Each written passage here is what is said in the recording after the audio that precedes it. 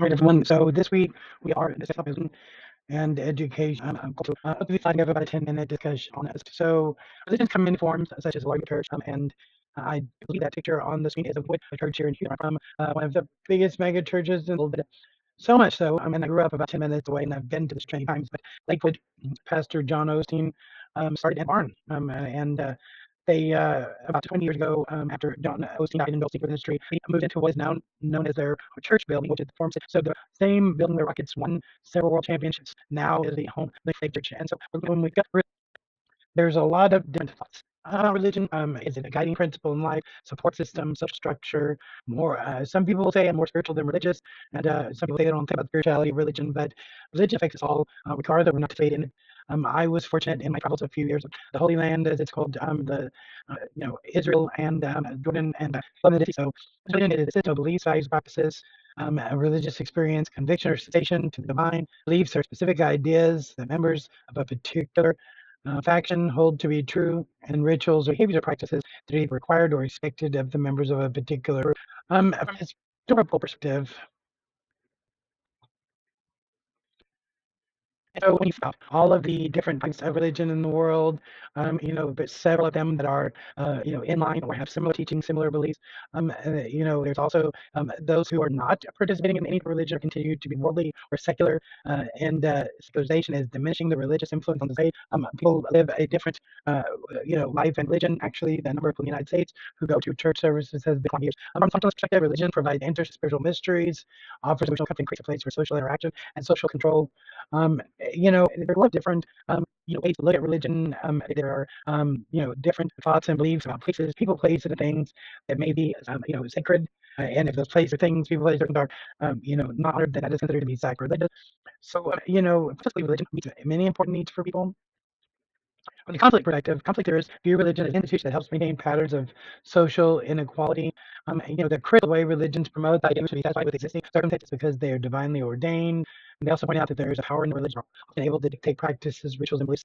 So, the feminist theory goes on to say that women are often primary instructors, and the religious practice within the home, even in religions where men are seen as the spiritual leaders of family. And there's a symbolic interaction, okay? The joke is simply smart people that provide social media for individuals that learn about beliefs, rituals, and religious ideas from others. There are some forms of what is called a multi faith organizations here in Houston. There's a multi-faith area in Houston area that has several worship facility for several different religions. Those are symbols that are here, 14 religions. So the major religions, of course, Judaism, Christianity, and of course, Islam, and Buddhism. There are also some organizations that are not necessarily on a religious, that are religious organizations, but can be considered a cult because they have some type of off the wall or some type of different way of looking at a traditional religion. A sect is a small offshoot of a denomination. And there's established sex denomination. A large mainstream religion is not sponsored by the state. And then a religion that is considered the state religion. So within a religion are and processes that are followed by those who practice that religion. And there's monotheism, which is based on one single deity. Polytheism, multiple deities. Animism, believe divinity of non-human beings. Totemism and atheism, believe in no deities.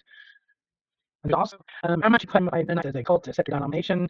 The Mennonites, very similar to the Amish, are people who practice Christianity, but do so without any of the modern conveniences, no cars, no electricity, and very seldom.